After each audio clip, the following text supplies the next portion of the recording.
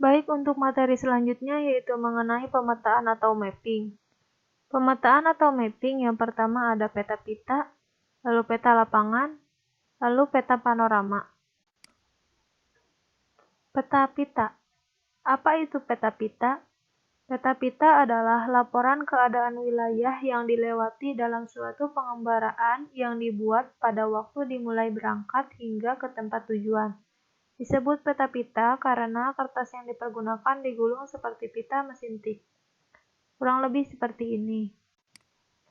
Tujuan pembuatan peta pita. Yang pertama, sebagai pedoman atau petunjuk perjalanan. Apabila akan menuju ke suatu tempat melintasi daerah yang belum dikenal, ada kemungkinan akan tersesat. Kalau hal ini terjadi, maka dengan bantuan peta pita yang dibuat, dengan mudah dapat menuju ke posisi semula. Dalam hal ini, peta pita digunakan secara terbalik atau berlawanan arah dengan proses pembuatannya. 2. Sebagai dokumentasi perjalanan. Apabila suatu saat akan mengulang kembali perjalanan melalui daerah yang sama, maka dengan bantuan peta-peta ini, perjalanan dapat dengan mudah dilakukan. 3. Sebagai pedoman membuat peta wilayah. Misalkan kita ingin membuat peta wilayah, maka dengan berpedoman pada peta-peta ini, peta wilayah dapat dibuat dengan mudah, tinggal menyesuaikan dengan skala yang diperlukan. Peralatan untuk peta pita. Peralatan yang dipersiapkan dalam pembuatan peta pita diantaranya ada kertas. Boleh menggunakan kertas peta pita ataupun menggunakan kertas HPS. Lalu yang kedua ada alat tulis. Alat tulis yang biasa digunakan diantaranya ada pensil, pulpen, penggaris, penghapus, dan busu derajat. Lalu yang ketiga ada kompas bidik. Kompas yang dipergunakan harus akurat, baik itu kompas digital ataupun manual. Yang keempat ada jam tangan. Jam tangan digunakan untuk mencatat waktu perjalanan. Lalu yang terakhir ada meja kerja. Untuk mempermudah proses menggambar, maka alangkah baiknya jika menggunakan meja kerja sebagai alas untuk menggambar. Meja kerja yang digunakan biasanya berupa triplek, papan ujian, dan sebagainya. Ketika kita melakukan perjalanan, tentunya kita menemukan beberapa objek di samping kiri dan kanan jalan. Misalnya jembatan.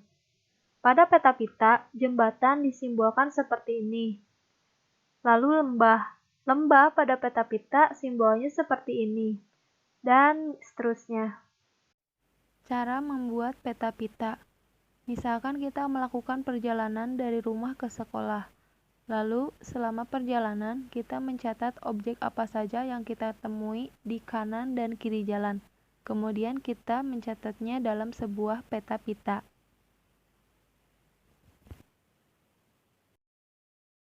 Caranya yaitu, siapkan peralatan untuk membuat peta pita.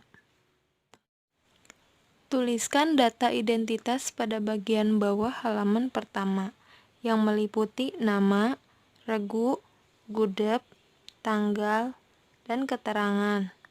Lalu, pada bagian atasnya terdapat beberapa kolom, di antaranya yaitu ada nomor, waktu, laporan, jarak, arah, peta pita, dan keterangan. Untuk penulisan peta-peta ini, yakni ditulis dari bawah ke atas. Langsung saja kita gambar peta pitanya. Nomor 1. Waktu 08.00. Berangkat dari rumah terus menuju persawahan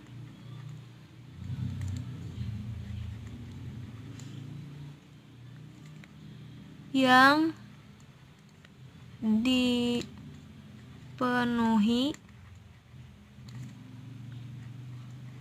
pohon kelapa.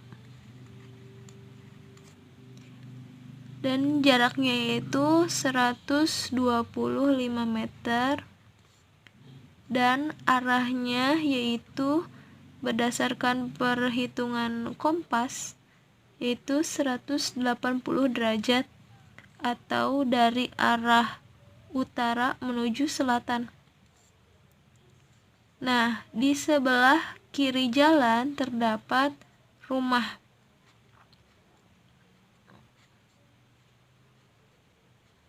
Lalu di sebelah kanan jalan terdapat pohon kelapa yang banyak.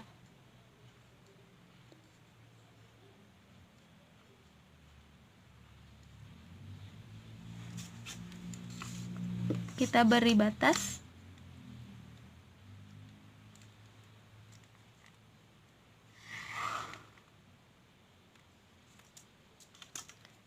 Setelah itu, nomor 2. Pukul 08.10. Lalu melewati jembatan.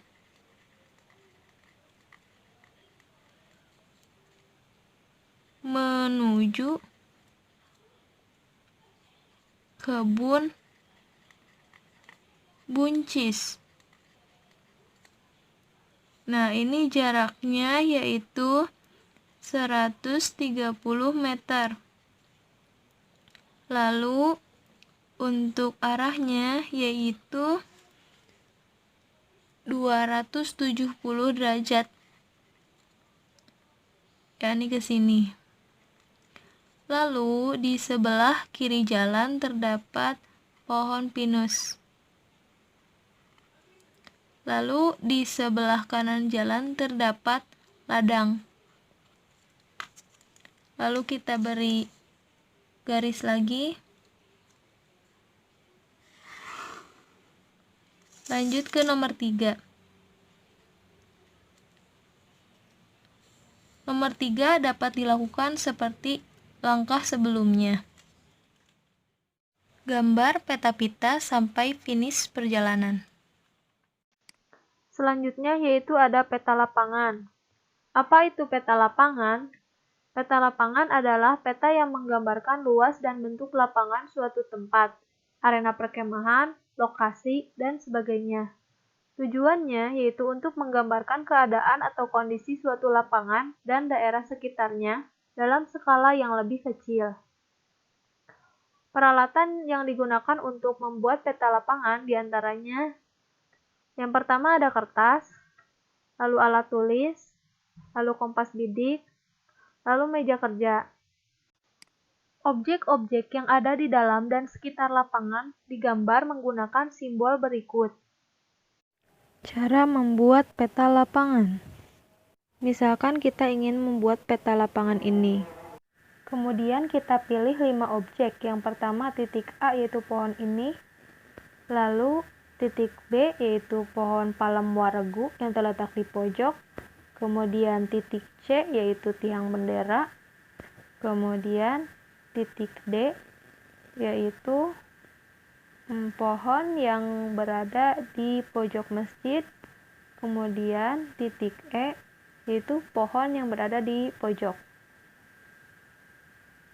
Untuk mengetahui arah dari titik A ke titik B, kita arahkan kompas dari titik A ke titik B, dan hasilnya yaitu 248 derajat. Untuk jarak, saya menggunakan langkah kaki. Berjalan dari titik A ke titik B, kemudian catat langkah kakinya berapa. Lalu, kita ukur kembali arah dari titik B ke titik C menggunakan kompas. Lakukan hal yang sama untuk mengukur jarak dan juga arah antar titik sampai kembali ke titik asal.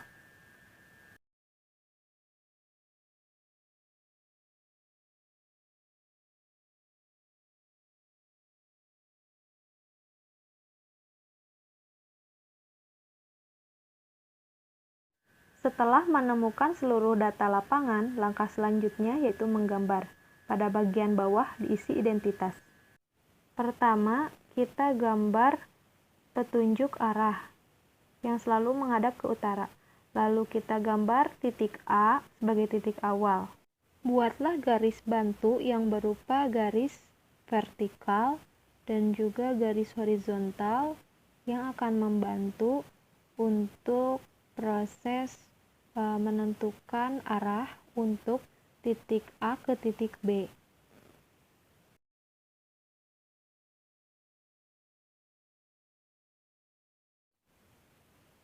Letakkan busur pada titik A, lalu cari derajat sebesar 248 sebagaimana yang telah diukur di lapangan.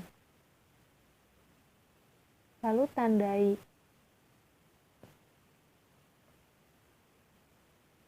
Setelah itu kita ukur 4 cm karena tadi ada 24 langkah dan 24 langkah itu setara dengan 12 meter.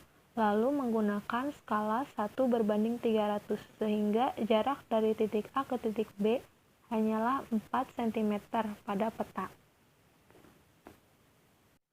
Lalu lakukan hal yang sama, yaitu membuat garis bantu pada titik B seperti yang dilakukan pada titik A.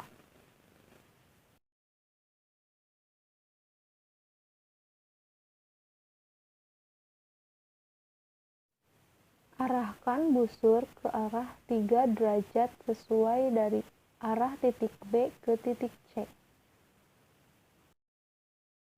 Lakukanlah cara yang sama untuk membuat titik dan garis-garis yang lainnya.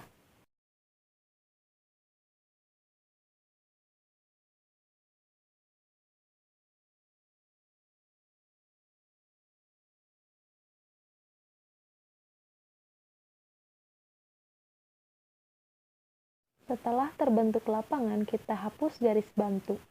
Lalu kita gambar objek yang berada pada batas, lalu dalam dan luar lapangan.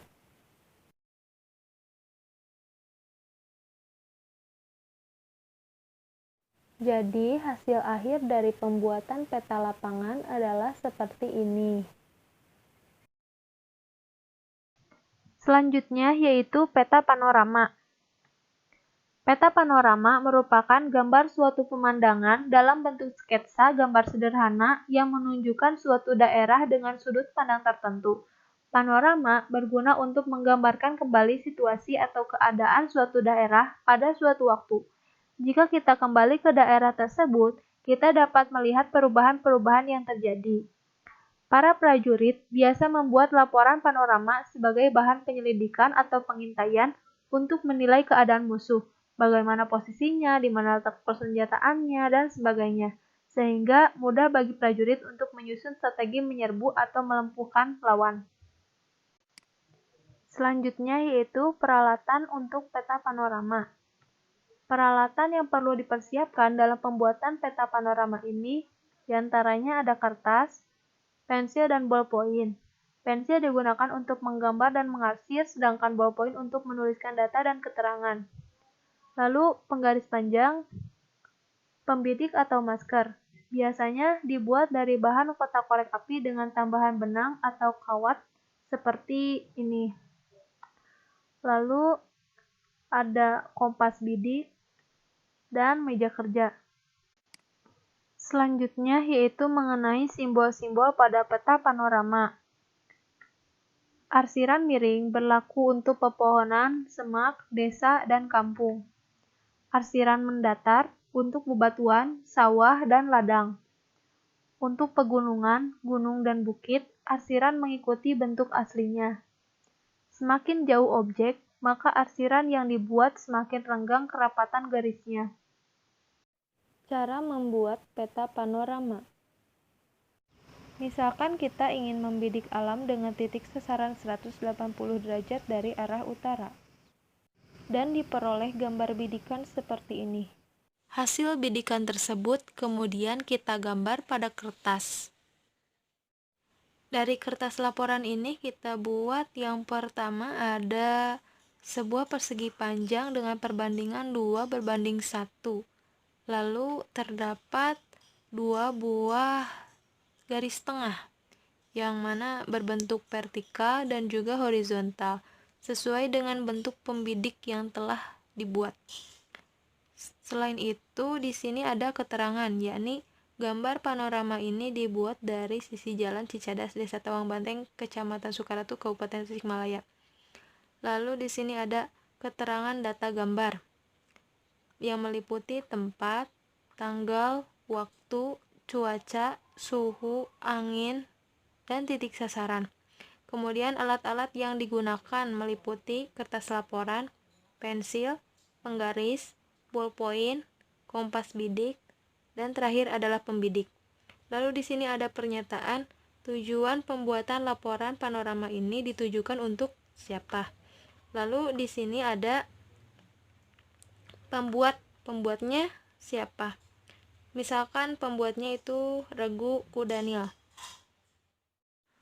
Lalu kalau sudah seperti ini, kita langsung saja gambar hasil bidikan pada bagian persegi panjang ini. Setelah digambar, diperoleh hasil seperti ini.